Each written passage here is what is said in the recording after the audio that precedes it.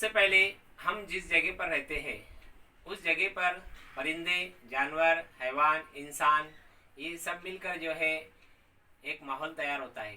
इस माहौल में जंगलात भी होते हैं। इस माहौल में मुख्तलिफ किस्मों की बस्ती, गांव, शहर भी होते हैं। प्यारे बच्चों, आपको पता है अगर जंगलात काट दिए गए तो क्या होगा?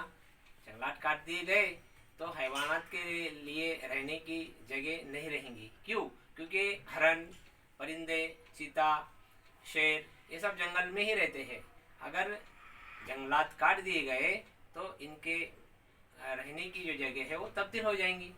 तो हम जहाँ पर रहते हैं, जिस जगह रहते हैं, जिस बस्ती में रहते हैं, जिस शहर में रहते हैं, वही हमारा माहौल है। तो प्यारे बच्चों, आज जो है हम जमात पंजुम की किताब माहौल का मुतालिया हिस्सा नंबर 1 सबक नंबर 18 का हाँ माहौल और हम इस सबक का मुतालिया करेंगे।